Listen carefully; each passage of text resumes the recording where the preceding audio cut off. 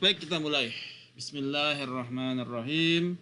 Assalamualaikum warahmatullahi wabarakatuh. Waalaikumsalam warahmatullahi wabarakatuh. Alhamdulillah, malam ini kita masih bisa bertemu kembali.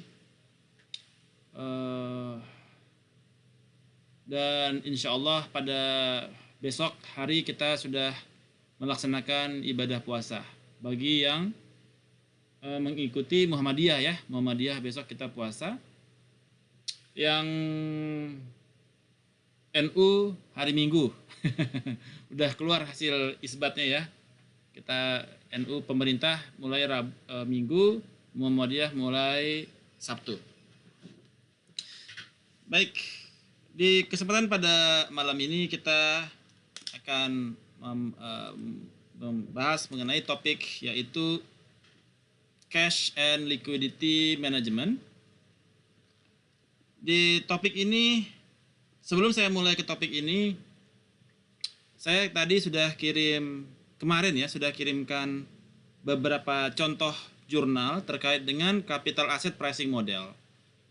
Mungkin Anda semua sudah ada yang berkesempatan untuk membaca.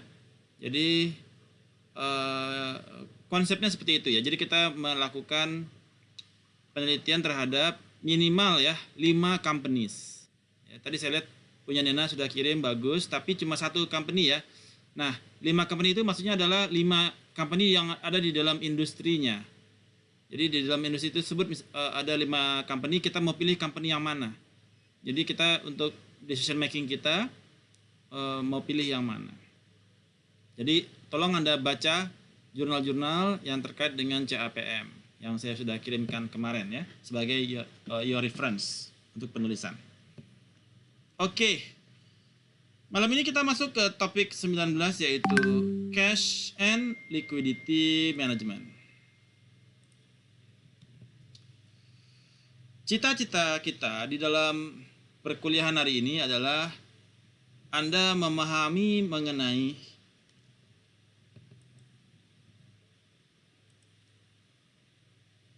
the importance of float dan bagaimana itu mempengaruhi kepada cash balance. Kemudian memahami kepada bagaimana cara mengaccelerate collections dan memanage kepada disbursement. Kemudian memahami kepada keuntungan dan kerugian dari kita holding cash. Dan beberapa cara untuk menginvestasikan dana kita yang idle. Nah, ini yang menjadi key concept dan skills yang akan kita pelajari untuk malam ini. So, what is cash? Jadi topik kita malam ini adalah cash management and liquidity management. Jadi cash adalah money that you can access and use. Uang yang dapat kamu akses dan gunakan. Jadi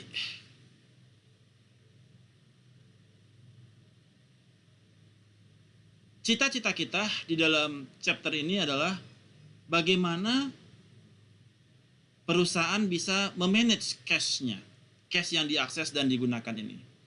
Ya. Di mana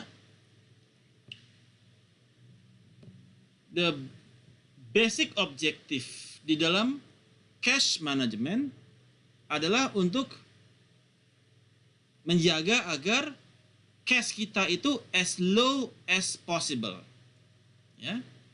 Jadi cita-cita kita di dalam cash management itu adalah bagaimana jumlah uang cash kita itu adalah dia as low as possible. Jadi semakin kecil uang cash yang kita miliki itu semakin bagus. Ya. Dengan catatan dengan uang yang segitu dia menjaga kepada kegiatan operasional dari perusahaan. Ya. menjaga kegiatan operasional dari kegiatan perusahaan. Ya. Cash ini kita peroleh dari penjualan atas produk dan servis yang kita miliki.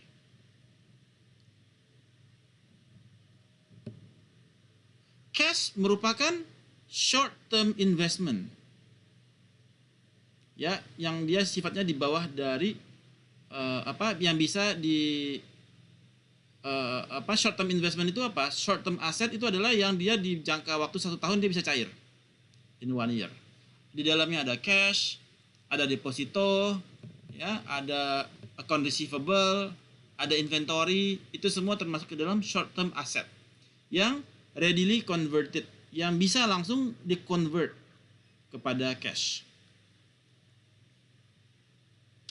A business considers cash equivalent to be the same as cash in bank. Jadi uang-uang yang di bank itu juga dikonsider sebagai cash. Ya. Seperti money markets, certificate of deposits, bonds dengan maturity-nya dia yang short term, dan commercial paper. Jadi banyak yang kita consider sebagai cash. Ada money market berupa saham yang bisa kita convert anytime menjadi cash. Ada certificate of deposito, ada obligasi dengan maturity-nya yang cepat. Nah, cash management, kenapa kita memerlukan cash management? Jadi cash merupakan company most important liquid asset.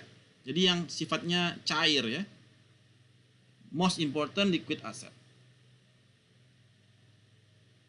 Dalam melakukan controlling dan memanage kepada cash adalah suatu yang the most important.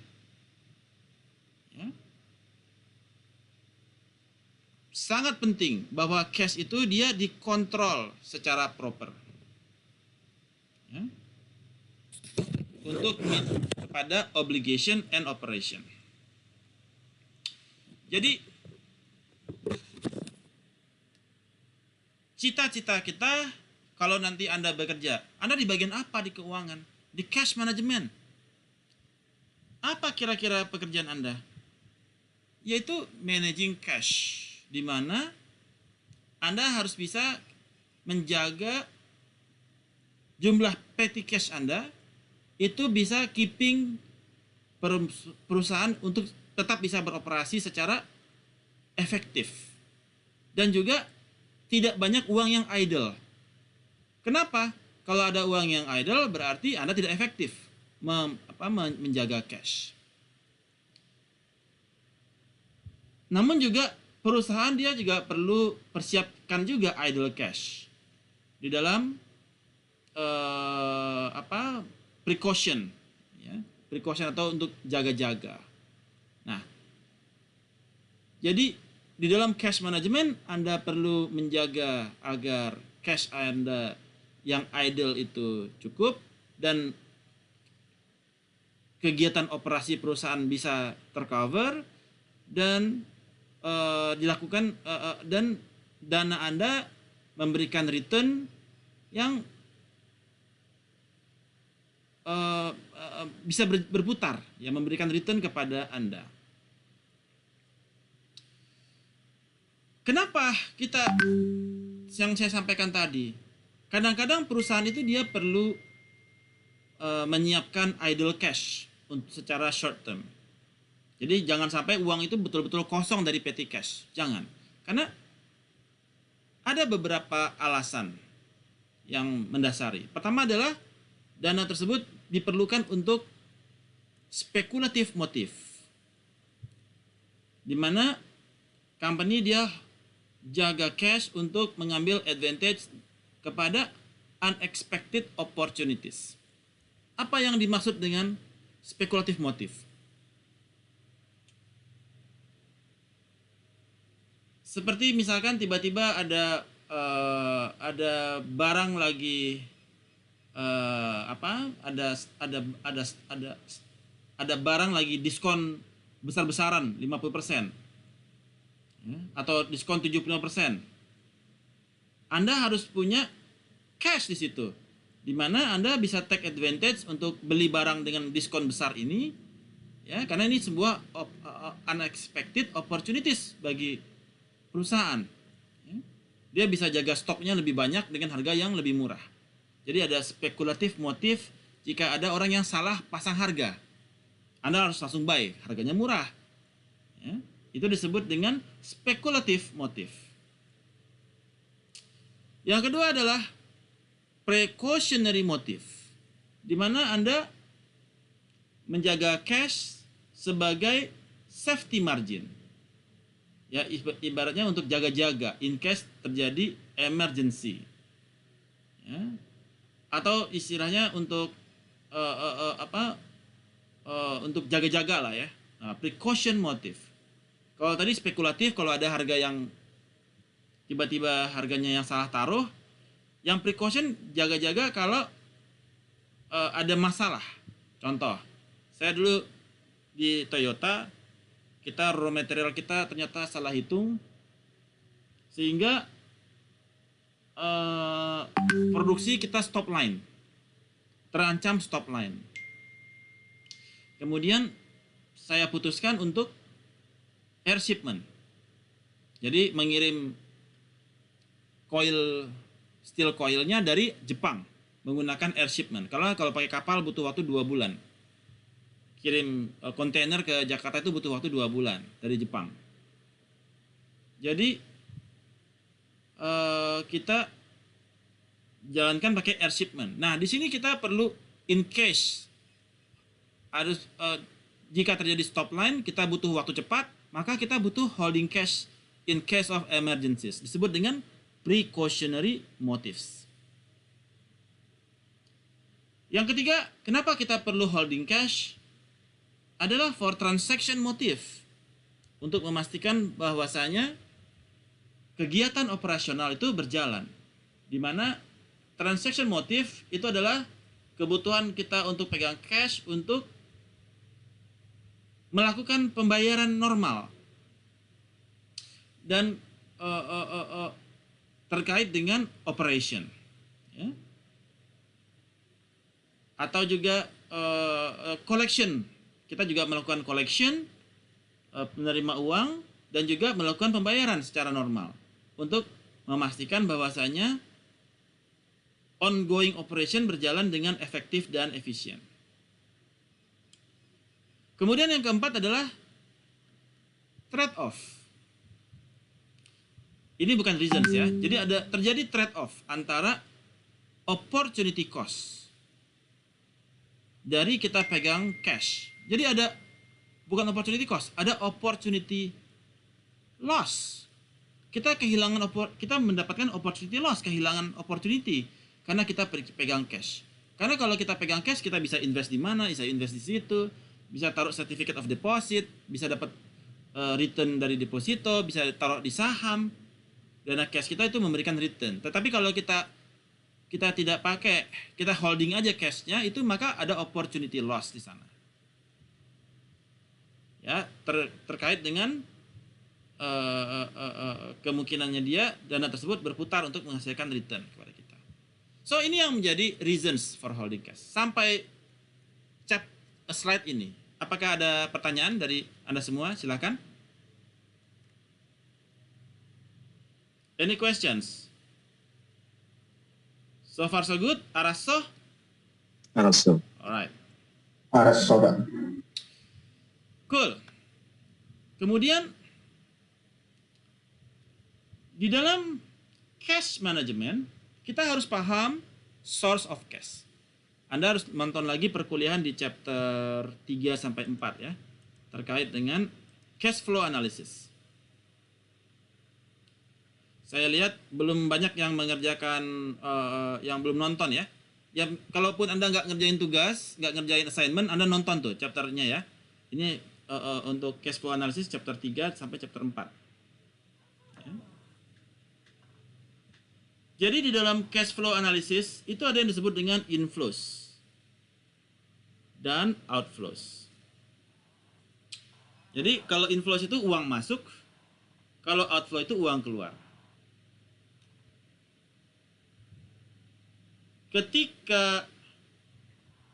Kapan terjadi uang masuk? Ketika sales naik, artinya terjadi uang masuk. Ketika receipt naik, ya, terjadi penerimaan uang masuk. Ketika kita pinjam uang naik, maka terjadi uang masuk ya. Karena kita minjem ya. Karena kita minjem duit, artinya utang kita naik, maka duit kita masuk. Kemudian investment maturity ya. Ketika kita taruh uang di bonds terus mature, maka dibayar. Nah, kita punya principal dan installment. Jadi uang masuk. Jadi disebut dengan inflow kalau terjadi uang masuk. Outflow ketika kita beli raw material, artinya uang kita keluar. Ketika kita bayar expense marketing, uang kita keluar. Ketika inventory kita bertambah, maka uang kita keluar. Ketika kita melunasi hutang, maka uang kita keluar. Ketika kita melakukan investasi, maka uang kita keluar untuk beli mesin. Nah, ini disebut dengan source of cash. Ada cash inflow, ada cash outflow. Di dalam cash management process, ini dimulai dari ketika kita material purchase. Jadi saya di Toyota, saya bikin masih zaman itu masih Kijang ya, LGX. Dari awal LGX, Avanza ya. Nah, saya tim yang pertama kali kita untuk buat Avanza. Jadi yang ngurusin ke Krakatau Steel itu saya ya. Yang checking slabnya saya, yang untuk raw material untuk Avanza. Jadi ada cash management process di sana, di mana kita ada material purchase Krakatau Steel. Ini berarti cash inflow atau cash outflow? Material purchase ini cash inflow atau cash outflow? Outflow. Yes, uang keluar ya. Outflow. Cash outflow. Uang keluar karena kita beli barang ke Krakatau Steel. Material purchase. Kemudian payment for resources ya, cash outflow ya. Tadi di sini kita baru invoice di sini ya, baru terbit material purchase, kita baru terima invoice dengan pembayaran TT remittance 30 hari. Setelah 30 hari kita melakukan payment, maka di sini masuk ke dalam cash outflow. Kemudian setelah kita cash outflow, kemudian terjadi sales dari inventory kita. Nah, ketika terjadi sales of inventory, ini cash outflow atau cash inflow? Cash inflow, Pak. Ya, di mana inventory-nya turun, ya, dan sales-nya naik. Berarti cash inflow naik. Ya. Ada uang masuk karena kita melakukan sales, di mana inventory turun. Kemudian kita keluarkanlah invoice di sini. Terbitkan invoice kepada customer kita. Hey, kita udah kirim mobil nih. Nah, di sini termasuk ke dalam account receivable. Kita keluarkan invoice kan? Ada account receivable. Nah, ketika account receivable ini naik, ya, berarti kalau ketika account receivable ini naik, uang masuk, uang keluar.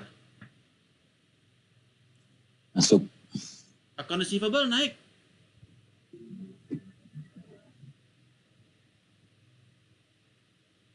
Account receivable naik. Uang keluar kan? Oh. Kan kita uang keluar tuh. Mobil dikirim belum dibayar, artinya uang kita keluar kan? Oh iya betul. Iya Pak. Outflow, cash outflow. Ya, kemudian setelah kita kirimkan dibayar oleh mereka. Baru sales kita menerima sales receipt, di mana account receivable kita turun. Sales kita naik. Ini cash inflow, cash outflow. Jadi info. Jadi inflow. Nah, jadi ini adalah proses cash management, di mana ketika kita material purchase pakai invoice, TT 30 hari, ketika di sini kita ketika kita TT 30 hari, kita account payable di sini. Account payable kita account payable, material purchase, account payable naik. Ya. Account payable naik karena kita menerima barang ya. Artinya kita account payable kita berhutang kan. Setelah 30 hari account payable kita turun. Berarti cash outflow. Ya.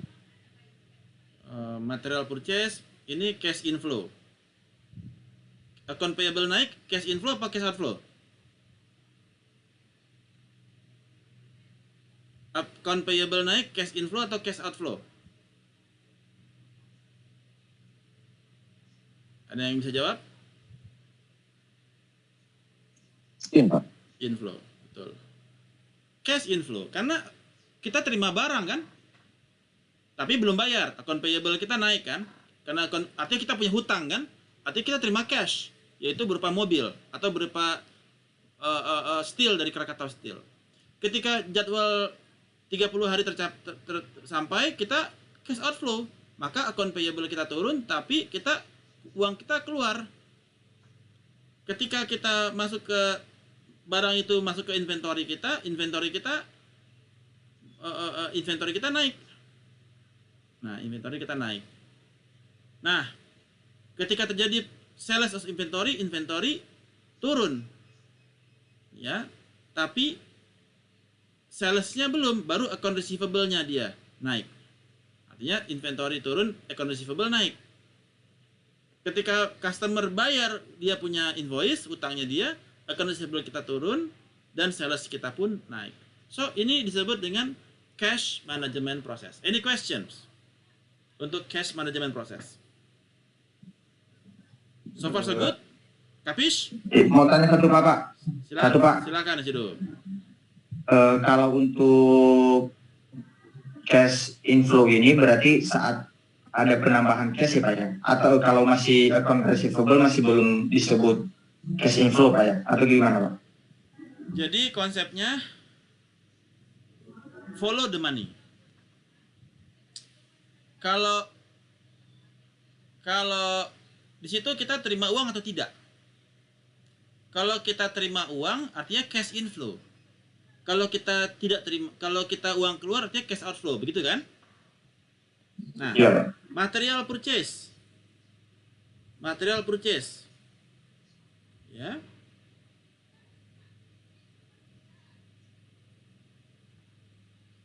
Barang sampai, barang dikirimkan ke kita, tapi kita belum bayar. Account payable kita naik, berarti kita uang masuk, uang keluar. Barang datang itu uang kan? Iya Pak. Jadi uang masuk, cash inflow kan? Ada hutang Ya. kita bertambah, barang masuk, artinya kita terima uang nih. Barang ini kan uang. Artinya Ya. kita cash inflow. Nah, kemudian ketika kita jatuh tempo kita mau bayar, account payable kita turun. Tapi cash out, sehingga cash kita jadi outflow kan, uang kita keluar. Ya. Nah, konsepnya begitu. Begitu barang masuk ke inventory kita naik. Ya, artinya uang masuk. Ya, inventory kita naik, artinya uang masuk, uang keluar.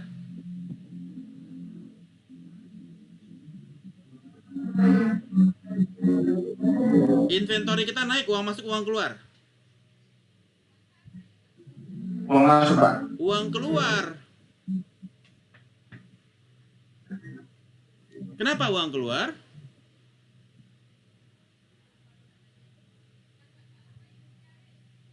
Karena kita beli barang kan?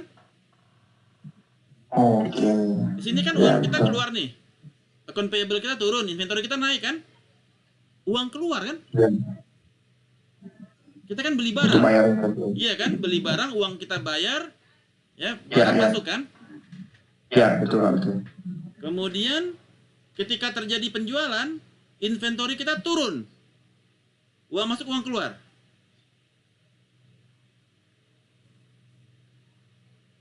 Inventory kita turun, uang masuk, uang keluar. Uang keluar, Pak. Uang masuk lah. Kan inventory kita berkurang. Artinya barang kita terjual kan? Uang masuk atau keluar? Follow the money. Duitnya di mana? Uang masuk gak itu? Inventory kita berkurang. Artinya uang masuk kan? Karena orang beli barang kita kan? Kebayang nggak? Iya, kalau langsung dibayar cash sih, Pak, betul sih, Pak. Ya, kalau langsung dibayar cash. Tapi kalau nggak dibayar cash, makanya account receivable kita naik kan? Iya, itu. Account Tadi receivable. pertimbangannya di situ. Nah, account receivable kita ya naik ternyata. Jadi masih cash outflow kan? Belum terima Ya. uang kan? Nah, Ya. begitu account receivable kita turun, baru kita terima uang. Sales kita naik. Nah, inilah yang disebut dengan cash management process. Araso, ya sudah. Araso, Pak. Alright. Thank you, Pak. Yap. Ada yang lain yang ingin bertanya? Silakan. So far so good? Alright. Berikut kita masuk kepada float. Apa yang dimaksud dengan float? Float itu adalah perbedaan antara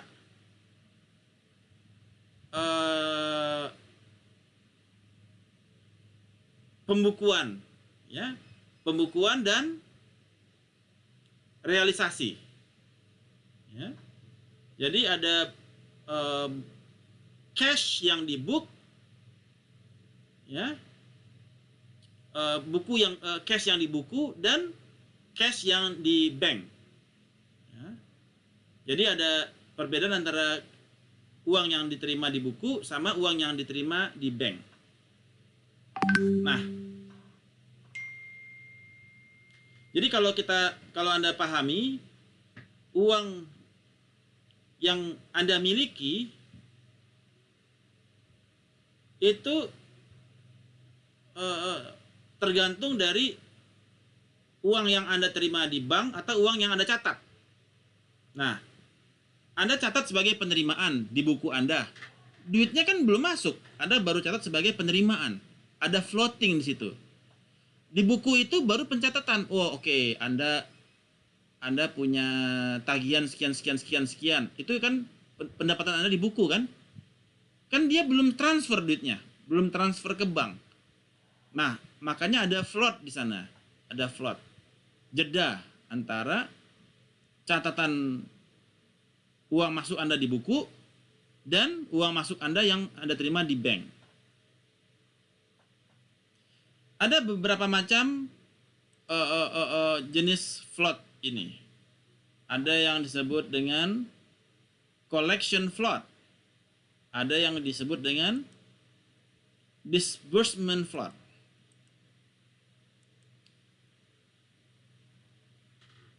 Jadi kalau collection float, jadi ada yang dibagi 4 macam. Ada invoicing float, ada mailing float, ada processing float, dan ada availability float. Contoh, kalau di mailing float, jadi ketika Anda kirim cek, misalkan, ada mailing time di situ. Jadi berapa lama cek itu sampai ke tujuan Anda.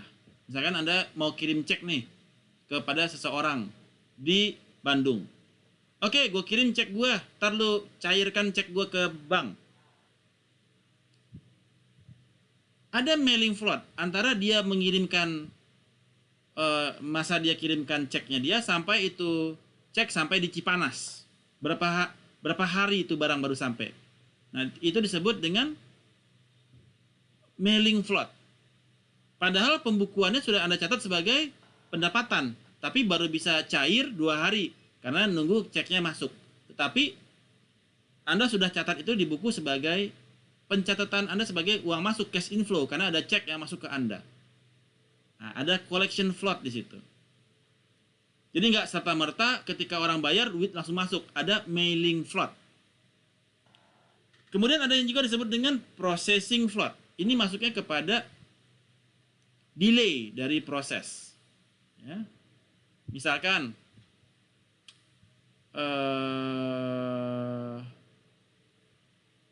ketika Anda mencairkan cek ke bank, ketika cek itu diterima oleh petugas bank, sampai dengan cek itu cair ke Anda, itu ada proses di situ. Ada proses. Bisa sehari, bisa 1 jam, ada processing delay di situ. Nah, itu disebut dengan processing float. Misalkan Anda mau transfer uang ke bank lain. Oh, kita clearing Pak, Bapak udah lewat jam 2 siang. Hanya bisa clearing. Kapan bisa terima? Masuk ke lawannya kapan? Besok pagi Pak, jam 10. Artinya ada processing float di situ. Ada delay secara proses. Karena Anda tidak menggunakan RTGS, Real Time Gross Settlement. Jadi Anda pakainya yang clearing. Kemudian availability float. Itu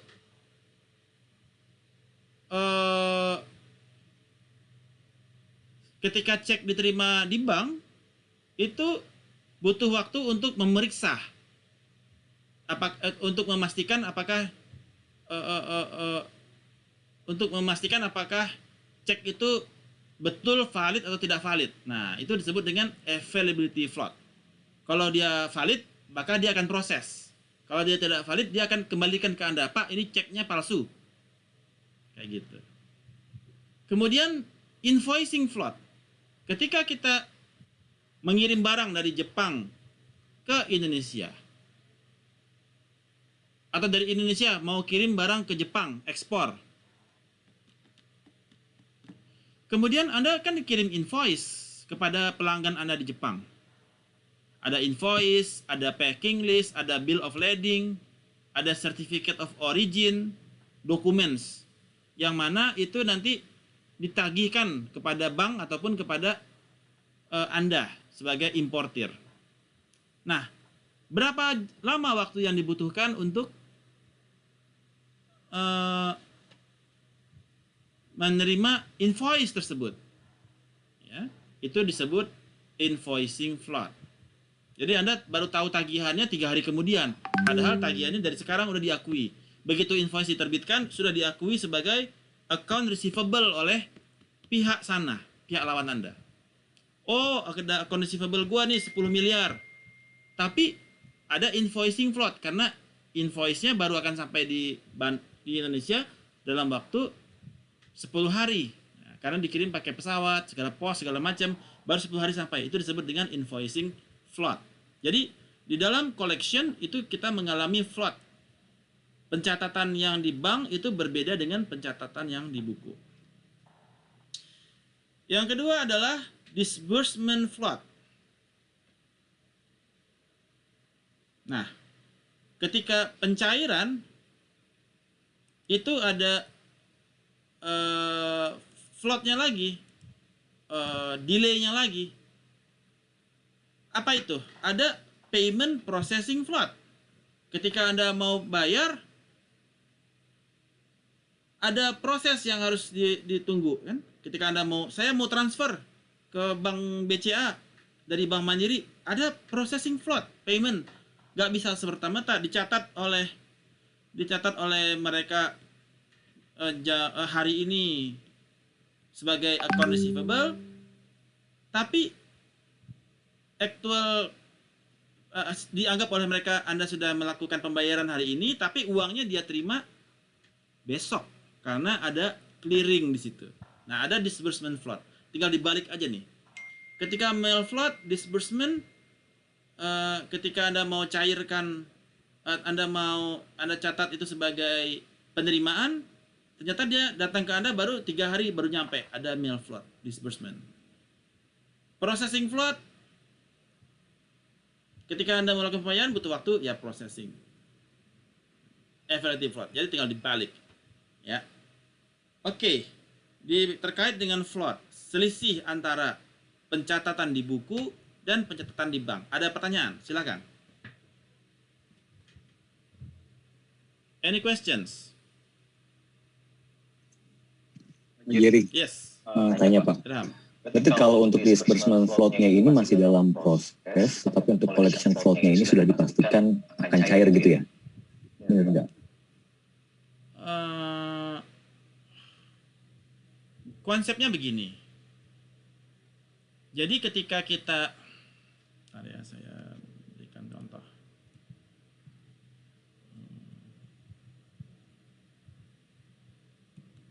Nah, kayak gini. Jadi ketika kita ada melakukan cash collection, ya, ada cash collection proses seperti ini. Ada dia orang mau bayar, dia kirim ceknya ke Anda. Ada delay di situ, ya, float atau delay, karena ada mailing time, ya kan? Kemudian setelah pembayaran diterima, nah uang udah masuk nih, bentar. Mailing time sampai kemudian ini dia kirim cek nih ya, dia kirim cek ternyata sampai 3 hari, oke, 3 days. Ketika cek diterima, pembayaran receive, kemudian ada cek diterima, kemudian di ke bank, sampai uang yang masuk ke rekening, itu ada processing delay 1 hari. Karena ada 1 hari proses untuk cek itu untuk cair. Kemudian masuk ke deposito, kemudian saya mau ambil nih duitnya. Butuh waktu lagi 1 hari lagi. Ada availability delay di situ. Nah, ini disebut dengan collection time. Kebayang, Irham? Oke, kebayang Pak. Oke, good. Nah, jadi ketika kita melakukan invoicing, membuat invoice, kita dari mulai ada order. Jadi ketika kita mau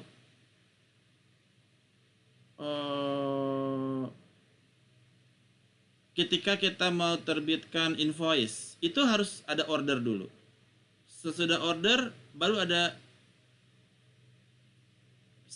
menerbitkan invoice. Dan kemudian baru invoice itu diterima oleh pihak lawan. Ini disebut dengan invoicing float. Ada sales order, ada invoice-nya udah terbit, kemudian dikirim tuh ke Jepang, baru invoice-nya diterima. Di sini disebut dengan invoicing float. Dari mulai PO dikirim sampai dengan invoice diterima, ada float. Setelah invoice diterima, setelah sales diterbitkan invoice-nya, sampai dengan uang diterima. Nih, gua mau beli mobil, oke, gua terbitin invoice. Sampai uang diterima disebut, ketika Anda catat ini sebagai invoice, maka account receivable Anda sudah bertambah kan? Anda terbitkan invoice, artinya account receivable bertambah. Sampai ini uang diterima, dari salesnya diterbitkan, dikirim ke sono, pembayarannya dikirimkan, uangnya diterima, dan masuk ke rekening. Itu disebut dengan account receivable float. Nah,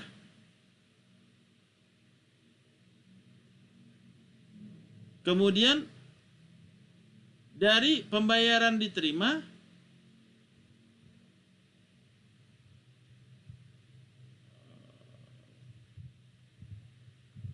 kemudian pembayaran dikirim, ceknya misalkan, kemudian uang paymentnya diterima, masuk ke rekening, kemudian duit tersebut bisa diambil, uang tersebut bisa diambil. Itu disebut dengan collection float. Dari cek yang dikirim sampai dengan uang diterima disebut dengan mail float.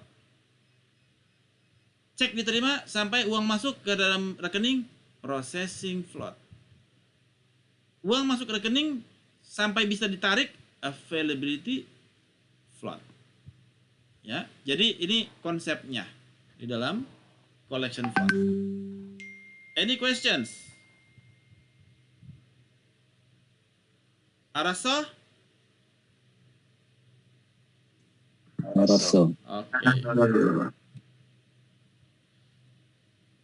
Nah, begitu juga dengan disbursement float. Kalau disbursement float, ketika kita mengeluarkan,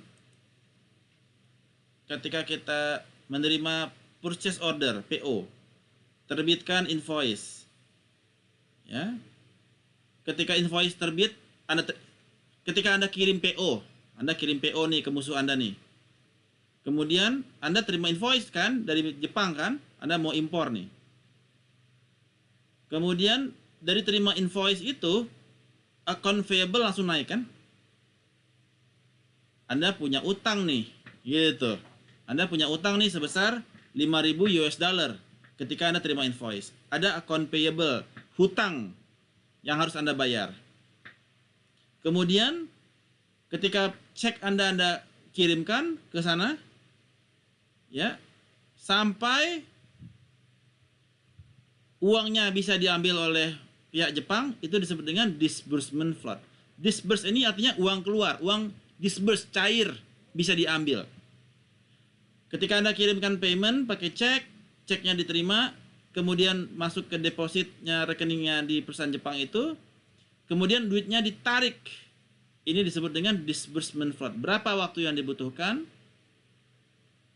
dari karena ketika payment mailnya dikirimkan, di sini account receivable-nya dia sudah turun, sudah terjadi transaksi kan, karena paymentnya sudah di mail. Nah, tapi dari cek dikirim sampai uang bisa ditarik ada disbursement float. Ini disebut dengan disbursement float. Sampai slide ini ada yang masih bingung? Silakan. Arasto?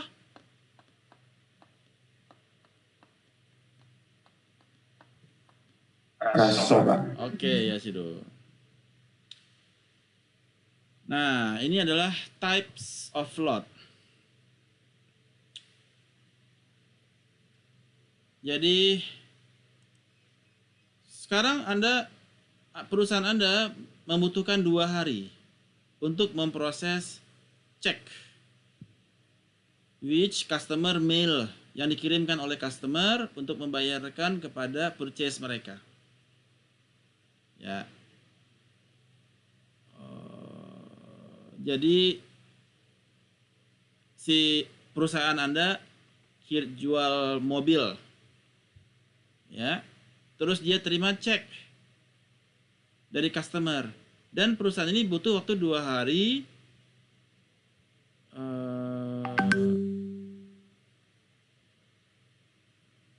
untuk memproses cek tersebut, ya.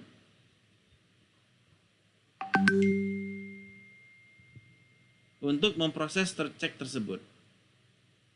Rata-rata waktu yang terkait untuk pembayaran ini atau average mail time-nya itu rata-rata 2,3 hari. Sementara Anda membutuhkan 2 hari tadi Anda sampaikan. dan cek itu clearingnya itu 2,1 hari. Baru clearing itu, cek itu bisa di clearing 2,1 hari. Jika perusahaan Anda mengadopsi lockbox system, the mail time will be cut in half. Jadi kalau kita pakai lockbox, mailing time kita jadi 1 hari langsung 1 hari sampai barangnya. Jadi express gitu ya.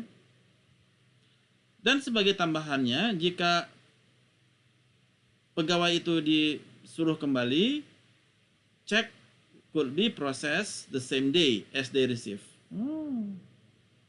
Oke, bahkan bisa hari yang sama itu cek untuk diproses. Berapakah waktu yang dibutuhkan kalau lockbox system dan job reassignment itu diterapkan? Jadi tadi 2,3 hari dia bisa cut in half. Jadi 2,3 dikali 1,5 hari untuk mail time. Kalau pakai lockbox itu kita cuma butuh waktu 1,15 hari. Ya. Ditambah clearing time 2,1 hari. Ditambah lockboxnya yang 2 hari jadi 1 hari. Yang 2 hari untuk proses, 2 hari jadi 1 hari. Sama dengan 4,25 hari. Jadi lockbox sistem ini di Indonesia kayaknya belum ada deh. Baru di Amerika. Oke. Ini bagaimana kita menghitung float. Periode waktu yang dibutuhkan dari kita penerimaan cek sampai dengan cek itu bisa diambil uangnya. Ini kurang lebih hampir sama ya untuk menghitung processing time.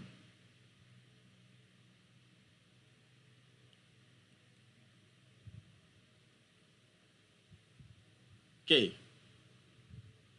Kemudian di dalam cash management itu cash management ini berintegrasi ya, terjadi integrasi di dalam banyak fungsi di dalam cash management. Apa saja jenis-jenis integrasinya? Ya. Sebentar. Oke. Jadi yang pertama adalah account payable. Ketika kita menerima tagihan invoice, account payable langsung pencatat. Kemudian ketika kita melakukan payment, ini satu unit sendiri nih, unit account payable yang kerjaannya cuma mencatat hutang perusahaan berapa, kapan dia terima invoice, oh tanggal sekian ada invoice nomor sekian, jumlah tagihan sekian, itu bagian account payable. Jadi nanti Anda kalau bekerja, bagian apa lu bro? Gue di payable. Nah, Anda cuma tukang catat untuk invoice yang masuk. Ada lagi unit account receivable yang kerjaannya mencatat invoice yang diterbitkan oleh perusahaan, bukan invoice yang diterima ya. Account payable ini cuma kerjanya mencatat invoice masuk. Nah, nanti mereka ini dikejar-kejar audit nih. Mana invoice-nya? Itu bagian payable. Kalau bagian account receivable yang mencatat invoice terbit. Berapa nih invoice yang udah terbit? Account receivable tuh yang bagian mencatat. Kemudian ketika dia di account payable ketika melakukan pembayaran, maka account payable-nya turun. Nah, ini bagian payment, ada lagi nih, bagian payment. Ya. Account payable ini dia mengelola payment. Account receivable dia mengelola receipt, uang masuk. Begitu uang masuk, AR-nya dia turun. AR-nya dia turun ketika ada uang masuk. Ini dicatat datanya ada di dalam cash management yang melakukan otomasi dan ataupun manual kepada cash reconciliation. Berapa tagihan, berapa piutang, berapa hutang. Ya. Apakah piutang kita lebih besar daripada hutang kita. Nah, itu di bagian cash management. Kemudian ada juga di bagian treasury yang dia bertransaksi. Cash management ini dia main di treasury, main stocks, main saham, main money market untuk mendapatkan return yang besar dari market. Kayak kemarin tuh pakai CAPM, gue invest di mana nih? Nah, itu hasil investasinya itu dicatat lagi oleh cash management. Kemudian di bagian payroll, pembayaran, payment, itu uang keluar kan, dicatat lagi oleh cash management. Kalau treasury, uang masuk, dicatat sebagai investment. Nah, dari cash management ini, dia menerbitkan jurnal, T-journal atau general ledger, jadi ada T-ledger. Ya. Kemudian dari cash management ini ada mencatat cash transaction, dan cash management ini yang dia menjaga bank statements. Jadi nanti gironya, ya jadi dia tiap minggu minta giro, kontrol di giro. Artinya ada setelah uang masuk dia setor ke bank, uang keluar dia debit dari dana di bank. Itu ada bank statementnya yang dipelihara oleh cash management. Jadi inilah integrasi dari cash management di dalam perusahaan.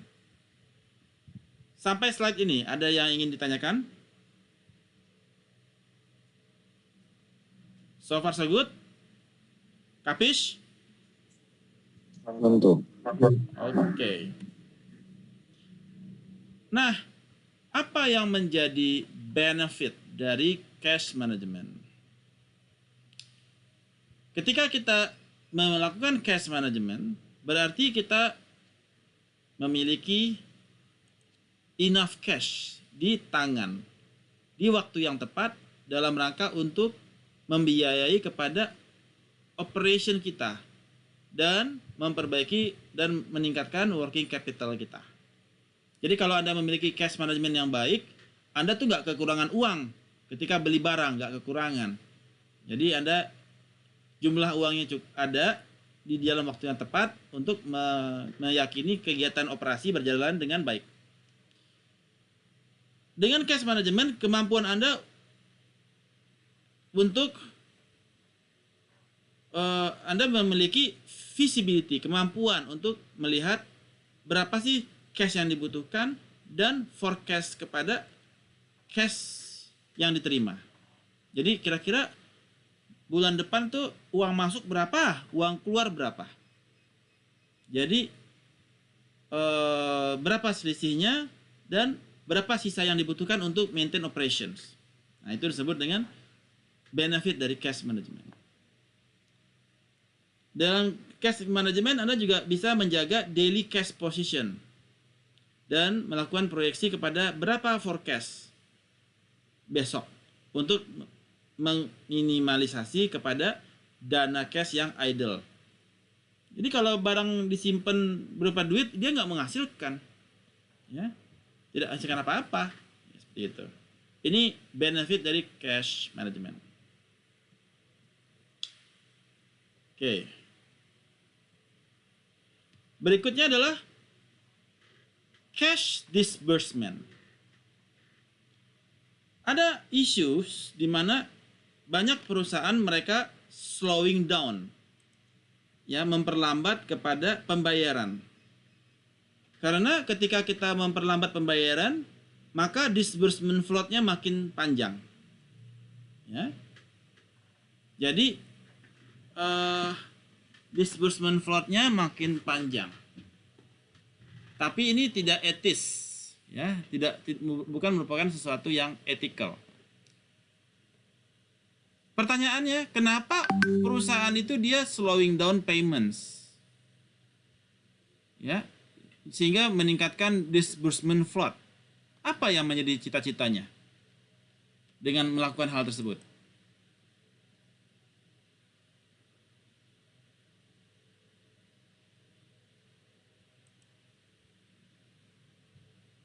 Ada yang tahu?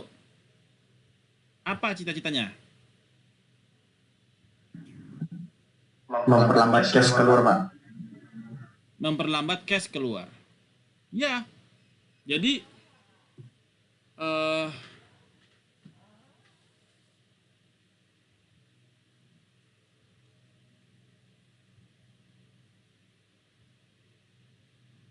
jadi ini bisa mengakibatkan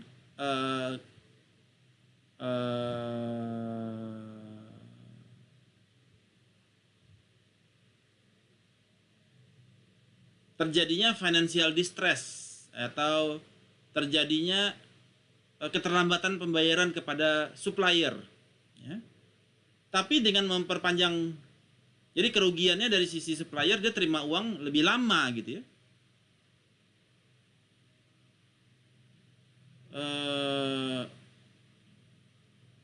Tapi bagi sisi mereka yang melakukan delay, ya,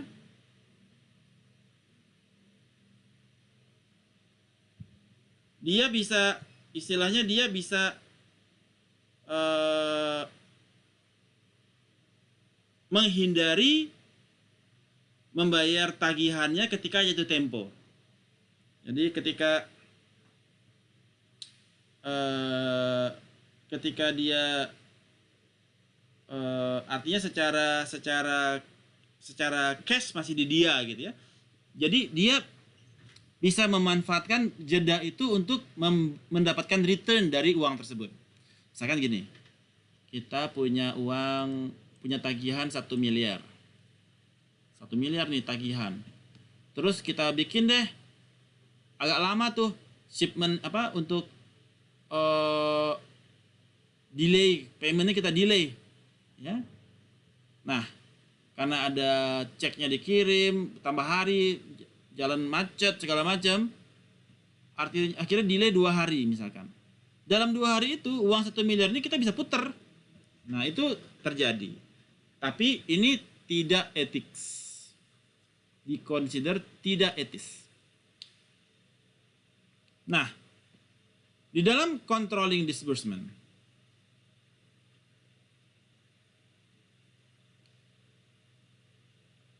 jadi ini adalah salah satu cara untuk menghindari kepada memaksimalkan disbursement float dari pihak lawan, ya.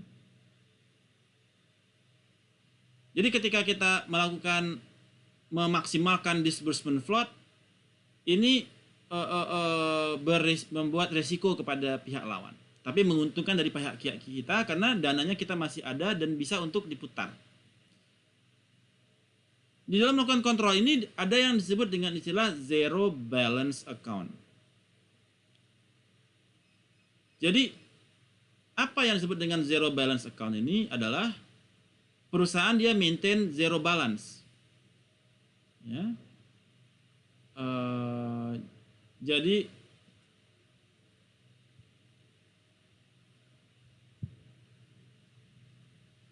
ketika cek itu ditulis dan harus dibayarkan, dan itu bisa ditransfer kepada master account dulu. Jadi ada master account. Jadi tidak langsung kepada rekening kita, tapi kepada akun master akun dulu di bank. Nah, jadi ada rekening kita walaupun tidak di kita tapi sudah masuk ke rekening akun di master akun di bank. Itu disebut dengan zero balance account. Nah, kemudian control disbursement account.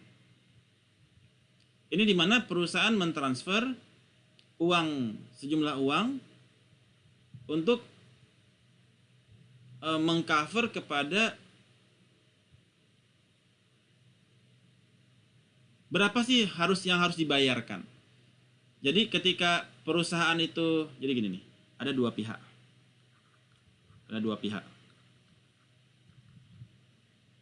Ketika dia mau kirim cek ke sini, dia harus taruh dananya di master account di bank. Nah, master account di bank, jadi duitnya itu memang sudah keluar, sudah tidak di dia lagi. dan di sini dia ada master account lagi di pihak lawan. Nah, yang mana duit dari sini ditransfer ke sini ketika ceknya sampai. Nah, ceknya sampai. Jadi bukan nunggu ceknya sampai baru diminta kepada pihak A. Baru B bisa ketika cek sampai baru pihak B minta supaya A bayar, tidak. Tetapi ketika cek ini dikirimkan, maka pihak A harus langsung terdebit akunnya di bank. Dimasukin ke master account-nya di bank. Jadi ada rekening goib di bank yang menampung itu duit. Ketika ceknya itu mau dicairkan, duitnya sudah ready. Nah, bisa langsung dicairkan, tidak lagi menunggu proses. Di sini disebut dengan control disbursement account. Sampai di slide ini, ada yang ingin ditanyakan?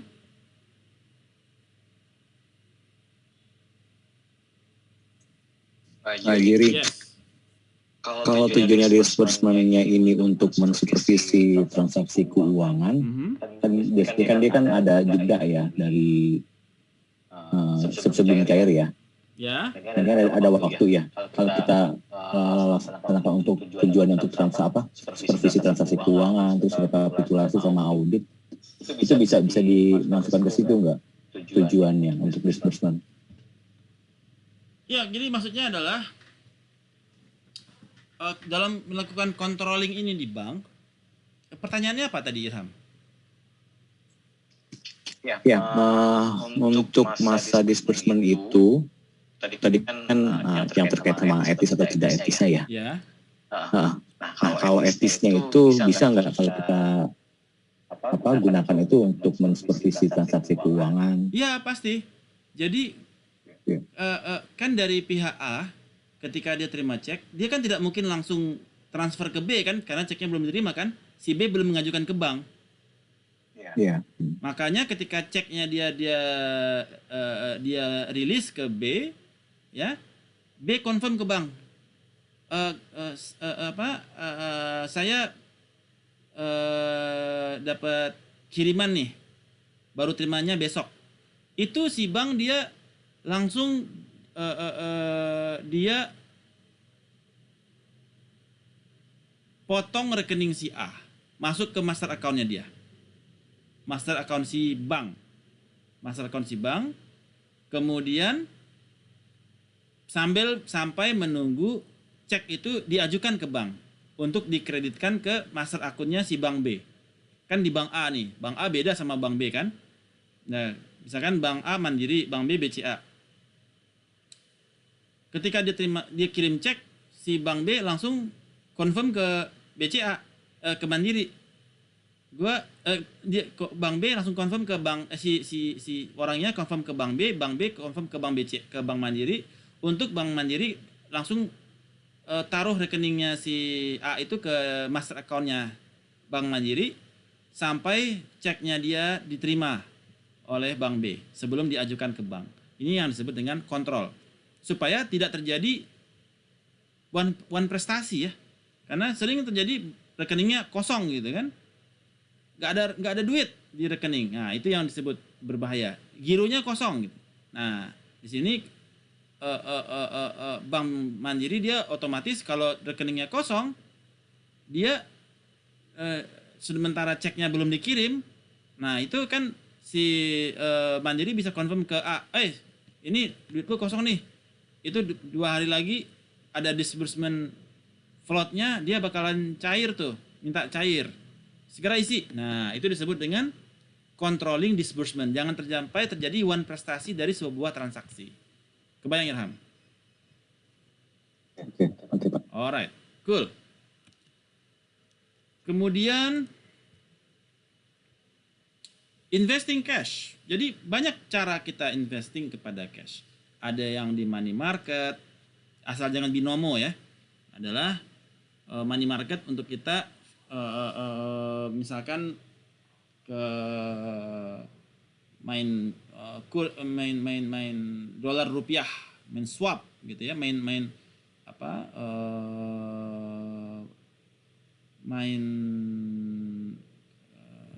foreign exchange ya.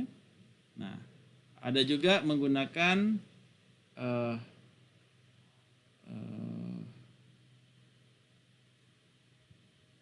money market, kemudian kita bisa menggunakan foreign exchange, beli rupiah, beli dolar, beli yen, beli lagi rupiah. Nah, di situ ada arbitrage di situ, mengambil keuntungan dari cash kita. Jadi ada cash idle, kita bisa mainkan di money market. Ya.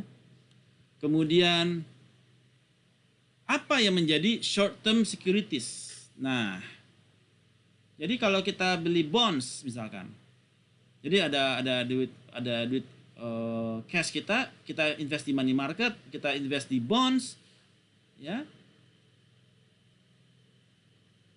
Pastikan kalau kita mau short term, maka maturity kita short term kita adalah 90 hari, ya, to avoid losses, ya. Kemudian default risk, avoid investing in marketable securities with significant default risk. Jangan sampai kita beli bonds yang nanti kita akan bahas di bonds di chapter depan, ya. Yang dia grade-nya itu ada risk. Kalau AAA masih oke nih, grade bagus. Company yang A saja atau BB gitu, ya, kita memiliki resiko yang besar. Kemudian marketability dari bonds, bahwasanya atau securities, yang dia is to convert kepada cash. Ya. Jadi inilah yang menjadi karakteristik dari short term securities. Oke, itu yang menjadi topik kita di hari ini terkait dengan cash and liquidity management. Sampai saat ini, any questions terkait cash management and liquidity management? Silakan.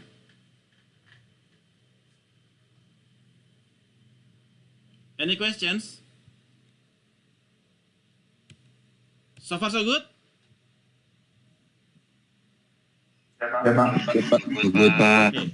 Saya juga melihat tolong teman-teman semuanya, Anda semua kembali lihat kepada jurnal yang saya kirimkan, ya, terkait dengan CAPM. Saya menilai dari jurnal, ya. Saya menilai Anda dari jurnal yang Anda buat, ya. Minggu depan itu kita sudah mulai bulan puasa. Minggu ke-7, minggu depan kita masuk jam berapa, ya? Jam 6.45 mungkin, ya. Kira-kira jam 6.45 oke, ya? Oke, Pak.